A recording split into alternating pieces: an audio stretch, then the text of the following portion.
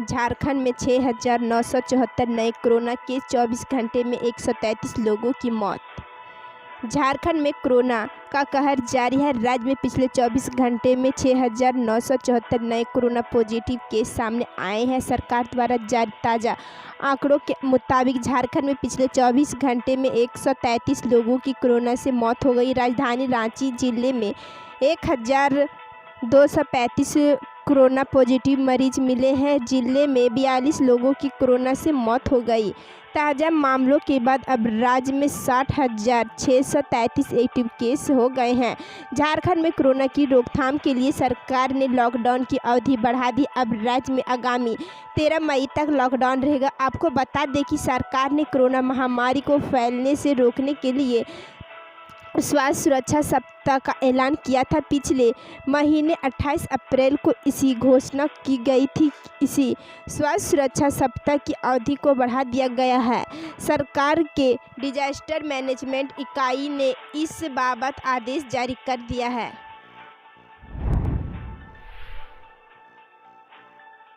High court ने कहा, oxygen storage tank देने में झारखंड को प्राथमिकता दे केंद्र सरकार।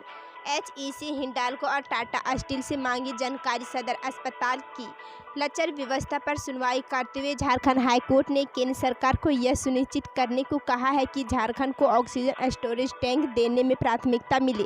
गुरुवार को मामले की सुनवाई करते हुए chief justice doctor Ravi Ranjan और जस्टिस सुजीत नारायण प्रसाद की अदालत ने राज्य सरकार को टैंक के लिए केंद्र सरकार को आवेदन देने को कहा। अदालत ने कहा कि झारखंड से देश के कई राज्य में ऑक्सीजन की सप्लाई की जा रही, लगातार ऑक्सीजन की आपूर्ति हो रही है। ऐसे में झारखंड की ज़रूरतों को केंद्र सरकार को प्राथमिकता के तौर पर लेना चाहिए। अदालत ने महाधिवक्ता को अगले सप्ताह प्रगति रिपोर्ट पेश करने का निर्देश दिया है। गुरुवार को सुनवाई के दौरान बोकारो स्टील प्लांट के प्रतिनिधि ने बताया कि उनके पास फिलहाल अतिरिक्त ऑक्सीजन स्टोरेज टैंक नहीं है, इसलिए वह नहीं दे सकते। पर इस पर हाईकोर्ट ने महाधिवक्ता को HEC हिंडाल्को और टाटा स्टील से जानकारी लेने को कहा। अदालत ने कहा कि इन प्रतिष्ठानों के पास भी ऑक्सीजन प्लांट है, इस कारण यहां टैंक होने की संभावना है।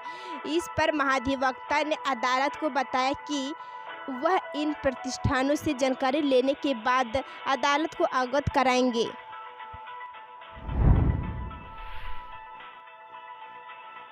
झारखंड के मुख्यमंत्री हेमंत सोरेन का बयान। कोरोना संक्रमण को लेकर पीएम मोदी ने सिर्फ अपने मन की बात की। कोरोना संक्रमण की तेज रफ्तार के बीच स्वास्थ्य सेवाओं की लचर स्थिति के बीच केंद्र की तरफ से लगातार स्थिति पर निगरानी रखी जा रही है।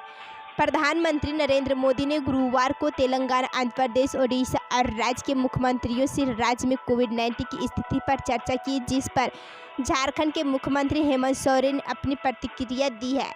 झारखंड के मुख्यमंत्री हेमंत सोरेन ने गुरुवार को कहा कि कोविड-19 की स्थिति को लेकर प्रधानमंत्री नरेंद्र मोदी ने फ़ोन पर उनसे सिर्फ अपने मन की बात की। सोरेन ने कहा कि बेहतर होता कि प्रधानमंत्री काम की बात करते और काम की बात सुनते। उनकी प्रतिक्रिया ऐसे वक्त आई है जब मोदी ने उनसे और आंध्र प्रदेश, ओडिशा और तेलंगाना के मुख्यमंत्रियों से गुरुवार को कोविड-19 की स्थिति को लेकर बातचीत की। झारखंड के मुख्यमंत्री ने ट्वीट किया, आज आदरणीय प्रधानमंत्री जी फ़ोन किया, उन्होंने सिर्फ अपने मन की बात की। बेहतर होता यदि वह काम की बात करते और काम की बात सुनते। सीएम हेमंत सोरेन ने झारखंड आंदोलन के बौद्धिक अगुवा बिशप निर्मल मिंज के निधन पर जताया शोक। उन्होंने ऐसे किया। आज झारखंड के मुख्यमंत्री हेमंत सोरेन ने थियोलॉजिकल कॉलेज के प्राचार्य व गवर्नर कॉलेज के संस्थापक प्राचार्य एवं NWGEL चर्च के प्रथम बिशप रहे डॉक्टर निर्मल मिंज के निधन पर गहरा शोक व्यक्त किया है। मुख्यमंत्री ने कहा है कि जनजातीय और क्षेत्रीय भाषा एवं साहित्य के संरक्षण और समृद्धि बनाने के लिए वे सदैव प्रयासरत रहते थे। डॉक्टर मिंज का निधन समाज के लिए अपूरणीय क्षति है। झारखंड उनके योगदान को सदैव स्मरण रखेगा। मुख्यमंत्री ने दिवंगत आत्मा को शांति और शोकाकुल परिजनों को दुख सहन करने की शक्ति देने की कामना ईश्वर से की है। विश्व निर्मल मिंज को 2017 में साहित्य अकादमी की भाषा सम्मान से भी नवाजा गया था। गवर्नर कॉलेज के प्राचार्य के रूप में उन्होंने इतिहास में पहली बार झारखंड के आदिवासी और क्षेत्रीय भाषाओं में पढ़ाई शुरू की थी। उनके ही प्रयासों से रांची विश्वविद्यालय में भी इन भाषाओं की पढ़ाई शुरू हुई थी। वे 1970 से 1976 तक study commission of the Lutheran world federation के सदस्य रहे थे। चर्च में एक महत्वपूर्ण बदलाव लाते हुए उन्होंने कुडुख और गिरजा में धर्म विधि चलाई और कुडुख में गीता गाना भी शुरू किया। इसमें जस्टिस एक्का ने उनकी काफ़ी मदद की। छोटा नागपुर के मसाही कलिसिया में मंदार और आदिवासी वाद्य यंत्र के प्रथम प्रयोग का श्रेय भी उन्हें दिया गया था। ऑक्सीजन की कमी पर हाई कोर्ट का केंद्र सरकार और बीएसएल से सवाल, सदर अस्पताल को ऑक्सीजन टैंक सिंक उपलब्ध करा सकते हैं या नहीं। झारखंड हाई कोर्ट ने रांची के सदर अस्पताल की पूर्ण क्षमता 500 बेड के उपयोग को लेकर दायर अवमानना याचिका पर बुधवार को वीडियो कॉन्फ्रेंसिंग के माध्यम से सुनवाई की। Chief justice doctor Ravi Ranjan व जस्टिस सुजीत नारायण प्रसाद की खंडपीठ ने ऑक्सीजन की कमी पर सुनवाई करते हुए केंद्र सरकार व बोकारो स्टील लिमिटेड से जानना चाहा है कि शीघ्र सदर अस्पताल को ऑक्सीजन स्टोरेज टैंक उपलब्ध करा सकते हैं या नहीं।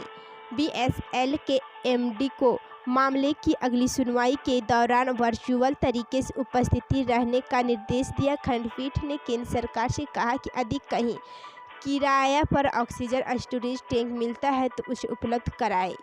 राज्य सरकार को ऑक्सीजन स्टोरेज टैंक के लिए बोकारो स्टील प्लांट से बात करने को कहा। केंद्र व राज्य सरकार को अगली सुनवाई के दौरान 5000 से अधिक क्षमता वाले ऑक्सीजन स्टोरेज टैंक की उपलब्धता की जानकारी देने का निर्देश दिया।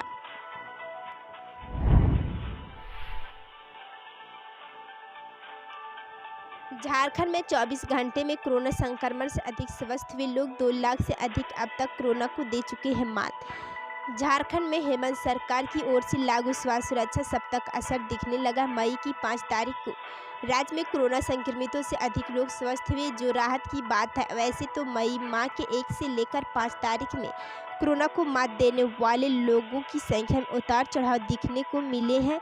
कोरोना 5 मई के आंकड़े के मुताबिक 5804 लोगों ने कोरोना को मात दी है, जबकि 5770 लोग ही कोरोना संक्रमित मिले।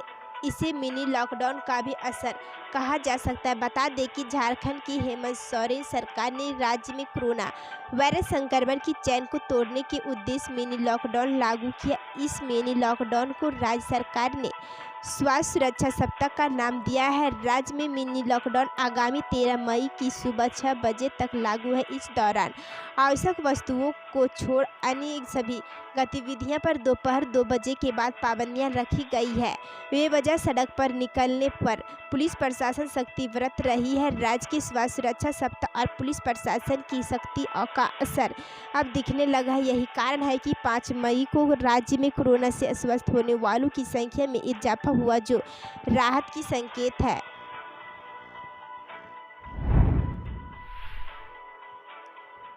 रांची समेत अन्य जिलों में गरज के साथ बारिश, हजारीबाग में ओले पड़े। जाने अन्य जिलों में मौसम का हाल।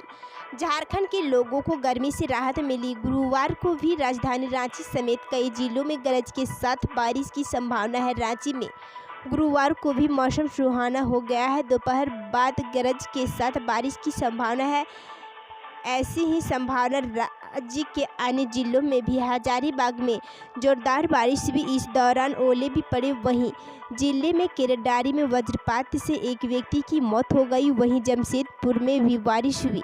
राजधानी रांची में दोपहर बाद मौसम ने एक बार फिर करवट बदली है। बादल गरज रहे हैं, तेज बारिश की भी संभावना है। वहीं मौसम सुहाना होने के कारण लोगों को गुलाबी ठंड का एहसास भी होने लगा है। राज्य के कई जिलों में अधिकतम तापमान सामान्य से 6 डिग्री सेल्सियस से नीचे चला गया है। बता दें कि पिछले 4 दिनों से लगातार आकाश में बादल छाए हुए हैं।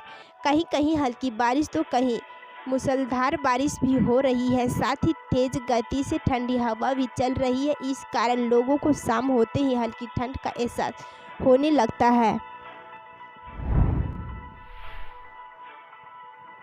झारखंड के शिक्षा मंत्री जगन्नाथ महतो के भाई का निधन 16 अप्रैल को हुए थे कोरोना पॉजिटिव। झारखंड के शिक्षा व मद्य निषेध मंत्री जगन्नाथ महतो के अनुसार ग्रामीण पंचायत के मुखिया वासुदेव महतो का निधन गुरुवार को रांची के मेडिकल अस्पताल में इलाज के दौरान हो गया। वे कुछ दिनों से बीमार थे। कोविड रिपोर्ट पॉजिटिव आने के बाद 16 अप्रैल को बोकारो सदर अस्पताल में भर्ती कराया गया था। हालात खराब होने के बाद उन्हें बाद में BGH में भर्ती कराया गया था। इसके बाद बेहतर इलाज के लिए 4 दिनों पूर्व मेडिकल ले जाया गया था। मेडिकल अस्पताल से इलाज के बाद रिपोर्ट नेगेटिव आई थी। स्वास्थ्य में सुधार के बाद अस्पताल से छुट्टी मिलने के बाद वे रांची स्थित आवास पर थे।